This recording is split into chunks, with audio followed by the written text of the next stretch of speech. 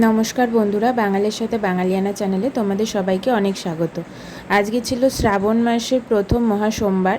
তো সেই জন্য আমাদের বাড়িতে যে শিব মূর্তি আছে, মানে শিবলিঙ্গ আছে, আমরা ওনার পুজো করেছিলাম। তো সেই মতো সকাল সকাল আমি আর মা স্নান করে ঠাকুরকে সুন্দর করে পরিষ্কার করে পুরনো সব যত ফুল ছিল সব পরিষ্কার করে মানে সরিয়ে দিয়ে নতুন করে আবার বসিয়ে সুন্দর করে ফুল দিয়ে সাজিয়ে তারপরে এখানে দেখো মা জল ঢালছে ঠাকুরের মাথায়। সমস্ত কিছু এখানে আয়োজন করা হয়েছিল সকাল সকালই।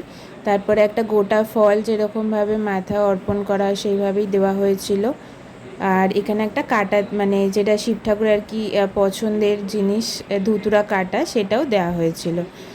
আর একটা গোটা বাতাসা আমরা এখানে একটু মাথায় ঠেকিয়ে দিয়েছিলাম। এরপরে মা দিচ্ছিল হচ্ছে জব, শিবলিঙ্গে জব, কালো তিল, সাদা তিল এগুলো অর্পণ করা ভালো। তো সেই জন্যই আমরা সেই মতোই সেগুলো দিচ্ছিলাম একে একে। প্রথমে জব দিয়েছে, তারপরে এখানে সাদা তিল আর কালো তিল মিশিয়ে সেটা শিবলিঙ্গে দেওয়া হয়েছিল। তারপরে আস্তে আস্তে মানে পুরো পুজোটাই আমরা সম্পন্ন করেছি। তোমরা দেখো আর কীরকম লাগছে আমাকে অবশ্যই কিন্তু জানিও। এখানে আমিও এটা করে নিয়েছিলাম আস্তে আস্তে, মানে মায়ের পুজো হয়ে যাওয়ার পর আমিও পুজো করে নিয়েছিলাম। আর তোমরা কারা কারা পুজো করলে আজকে আমাকে কিন্তু অবশ্যই জানিও। আমার ভিডিও ভালো লাগলে অবশ্যই একটা লাইক, শেয়ার, সাবস্ক্রাইব করে দিও। আর এইখানে শিব ঠাকুরকে স্নান করিয়ে নেওয়ার পর শিব ঠাকুরের তিলক করে দেওয়া হচ্ছিল।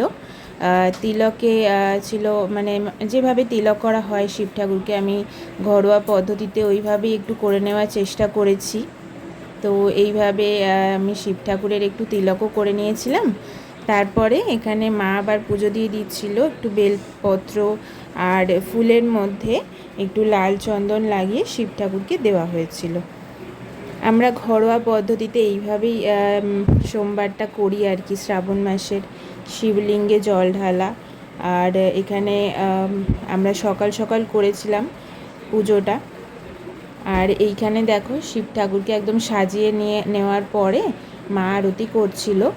আর এখানে পুজোর সেবায় আমরা দিয়েছিলাম হচ্ছে মিষ্টি।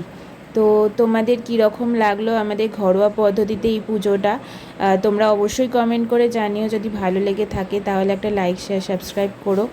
আর কীরকম লেগেছে কমেন্ট করে কিন্তু সেটা অবশ্যই জানিও, ঠিক আছে? আর পুরো ভিডিওটা যদি ভালো লেগে থাকে তাহলে একটা লাইক করে দিও। তোমাদের একটা লাইক আমাদের অনেকটাই অনুপ্রেরণা জাগায় একটা নতুন ভিডিও আনার জন্য। সবাই মিলে বলো হর হর মহাদেব। ধন্যবাদ সবাইকে।